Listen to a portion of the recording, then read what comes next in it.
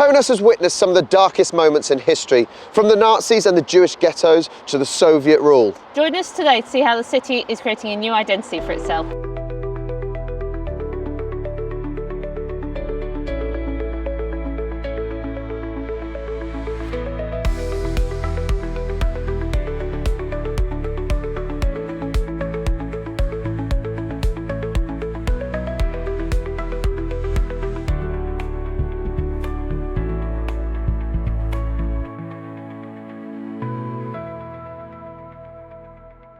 Behind me is the 9th fort, which during World War II some truly horrific things happened, and we're going to go inside to find out more.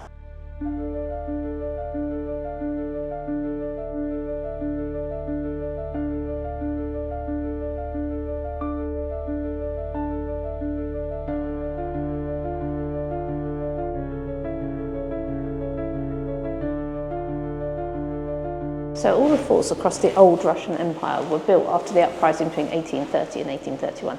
They were originally used for policing the local population. They'd actually be pointed towards the cities. But after they fell out of political with the German Empire, then it was moved and the forts were used for defence.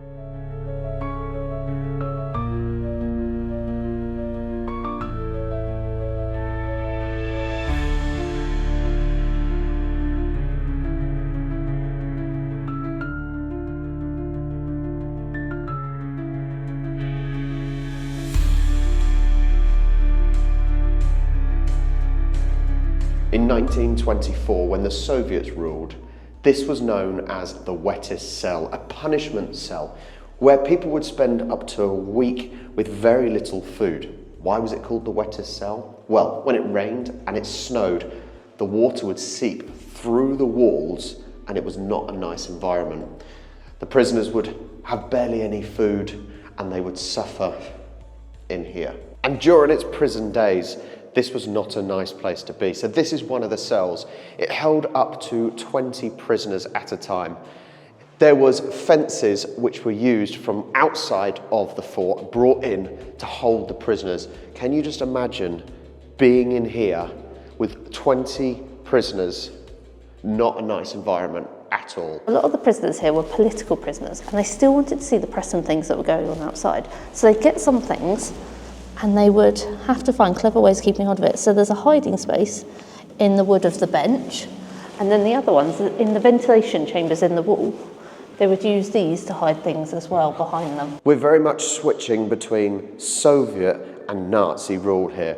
In each cell shows different things. Now, this one is amazing because 878 French Jews were sent here, and here is a lot of them. And they came all the way from Drancy all the way across to Kaunas. Now, it's amazing because you actually think of concentration camps and you think of Poland, but no, there was just the same here. I think what they were doing was getting them away from the Western side of things to hide what was really happening, but truly horrific, and only around 20 survived from these French Jews. Truly horrifying because you can still see what was etched into the walls by these French Jews. Paris, Drancy to Paris, Kaunas. Truly horrifying to still physically see the impact they had here today.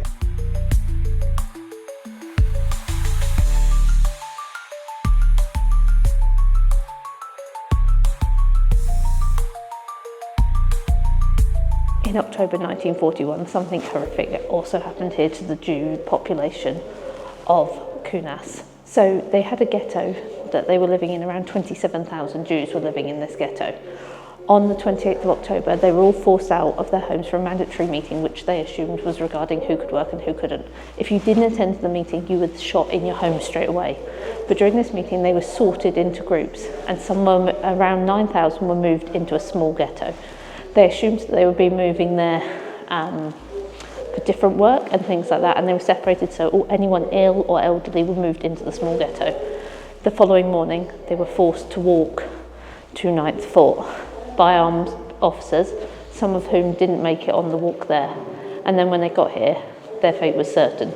They were forced to trenches on the western slope of the fort, and when they got to the trenches they were told to take off all their clothes and then shot in groups and killed. They were put into the trenches, which were half filled with autumn rain, and then some lime wash was put over them and a little bit of soil, and then the next group was shot. So they were falling on top of their family members, and half of which the people weren't actually dead yet. The people that had been shot from before weren't dead. Truly horrific. 9,200 people died that day.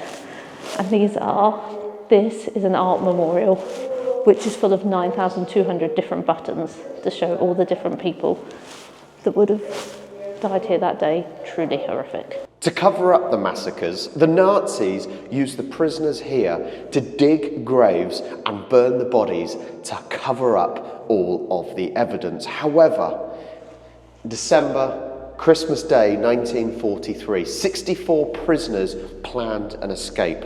Unfortunately, only 11 survived to tell the story. In situations like this, there are always glimmers of hope and people that do good.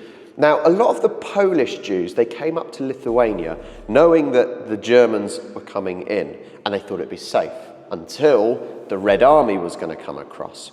Now, there were some good people such as Sugihara. He was a Japanese consul in Kaunas, and he wrote over 2,000 travel visas for these Polish Jews. What allowed them to then do was go through the Soviet Union and down to Japan into safety. They went to Kobe in Japan and then later into Shanghai in China, which at the time was ruled by the Japanese. Now, some would be thinking, well, weren't the Japanese aligned with the Nazis? Well, yes, they were, but they saw the Jews very, very differently because the Japanese saw it as workers and people that can help the country expand into Asia. So they did not execute them, they kept them alive, and they saw them more valuable than the Nazis.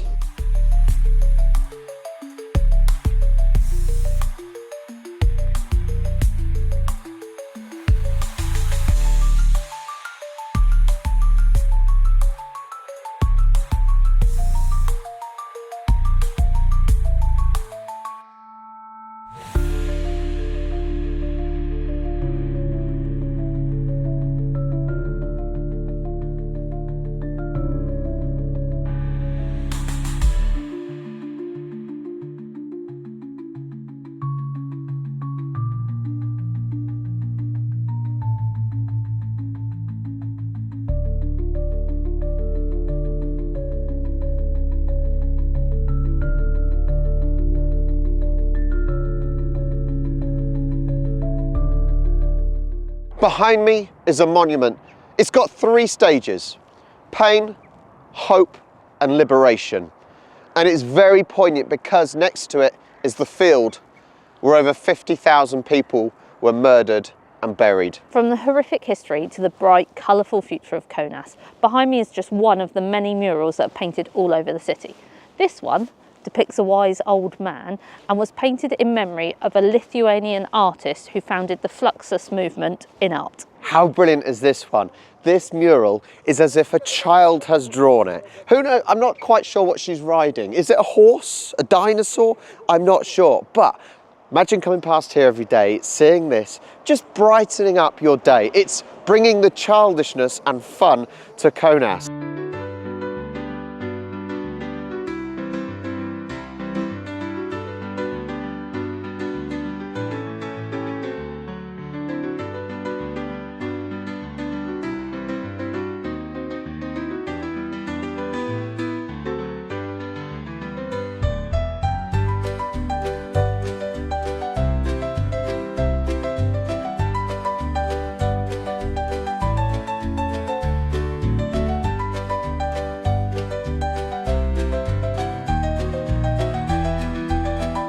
Honestly, this is so lovely here. We're on the Leisfus Alley and it goes all the way behind and you've got all the colourful trees going there.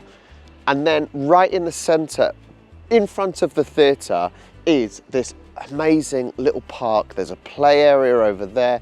There's water fountains that will be on when it's not winter. There's lots of monuments of famous people as well. This city has so much green space and beautiful locations for people to relax and enjoy their surroundings. I think a lot more cities need things like this for sure, and it is certainly a bonus and a plus for what is a pretty awesome city. I feel like walking down here, you can't help but being in a good mood. Now obviously it's winter at the moment and they've got all the lights in the trees, even on now, but at night, oh my God, it is lit up and it is stunning. But look, it's just really long. At the end is the church, if you can see down there. But this is just, I think they've done this really nicely. It's really clean. People are sitting down on benches, just relaxing as well. It is nice.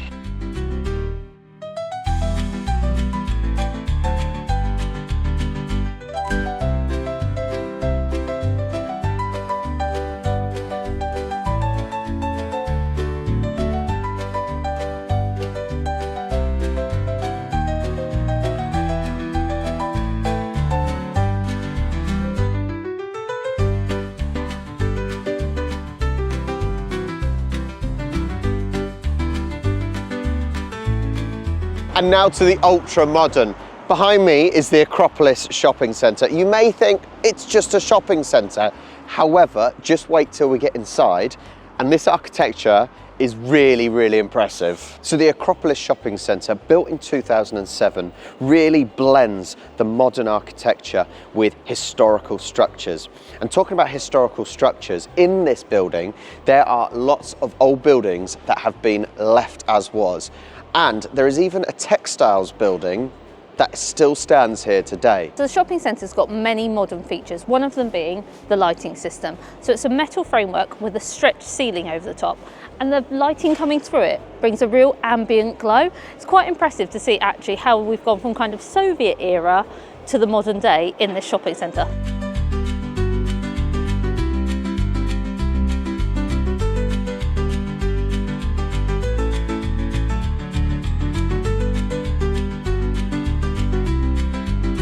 Well, one interesting place Kaunas has been, we're still not 100% sure it's Kaunas.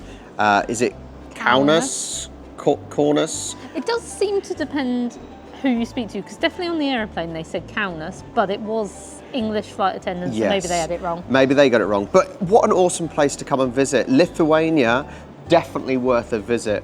And what's been fascinating, as I said, is the change and the history that has happened here. And we've literally come to one location and we've already seen ridiculous amounts of history, from pre-World War with the Teutonic Knights, to then World War II, the Soviet occupation, and now these sort of modern designs that is bringing Lithuania into the Western culture, which, good or bad, you decide, that's fine.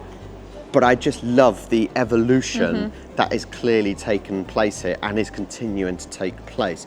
Is there any parts that you thoroughly enjoyed? Any sort of place? I really enjoyed today. I really enjoyed Ninth. Yeah, it was that was fascinating, wasn't it? I think it was just so interesting, and we've done Auschwitz as well, which was obviously similar in some ways but very different in others, and it was really interesting. I like the way they'd done it. It kept you interested because everything was a little bit different. When you think of concentration camps, you don't think of Lithuania. You think of Poland. So clearly it was happening here, and yeah, it's not nice. It's not nice at all. But really interesting to see up close, like especially that writing on the wall, for example, that is still there and untouched. Just incredible to see. Well, there we go. We're off home. Thank you so much for watching. If you want to support the channel, then make sure you like and subscribe. That's the easiest and free thing you can do. If you want to get some merchandise, go to asweare.space. We have got some really cool designs on there, and we'll catch you next time. Bye.